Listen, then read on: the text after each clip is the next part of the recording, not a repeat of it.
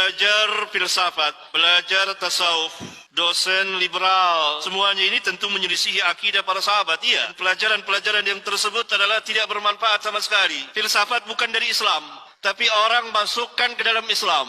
Filsafat berasal dari Yunani. Yunani adalah kaum musyrikin, penyembah berhala, penyembah bintang-bintang, orang yang tidak beriman kepada para nabi dan rasul. Lalu kenapa bisa masuk ke dalam Islam ajaran filsafat itu?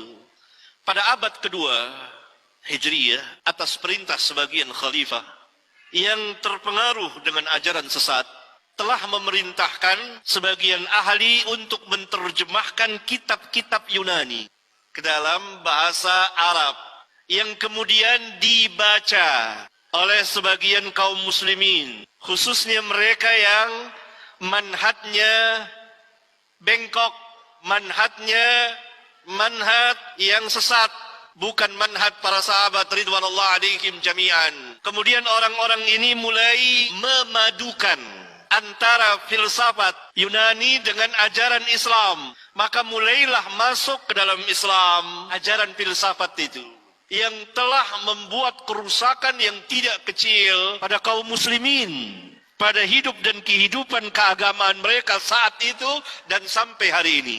Di antara tokoh-tokoh filsafat yang menerjemahkan, meluaskan, mensyarahkan seperti Al-Farabi atau dan Ibnu Sina, yang mereka memang para filsuf yang telah menyimpang dari manhaj para sahabat. Karena itu para ulama Ahlus Sunnah bangkit membantah mereka. Maka ini ilmu yang tidak bermanfaat sama sekali.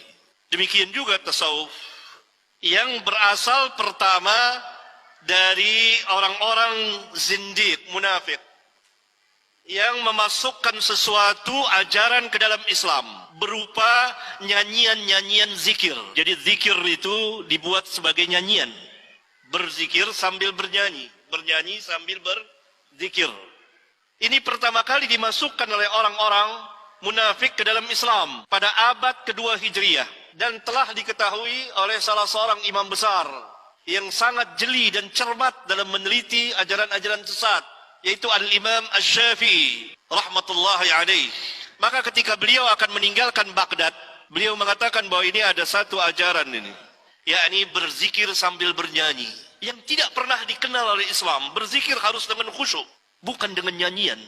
Ini dituduh oleh Al-Imam Asy-Syafi'i. Setelah beliau berangkat ke Baghdad, maka murid-muridnya dan sahabat-sahabatnya meneliti dan memeriksa, ternyata ada sekelompok orang yang melakukan zikir-zikir ritual dalam Islam sambil bernyanyi, bernari-nari. Ini yang dikatakan zindiq oleh Islam. Kemudian berkembang lagi ajaran tasawuf dari orang-orang yang melampaui batas. Sebagian kaum muslimin melampaui batas dalam beribadah dan masuk ke dalam bid'ah.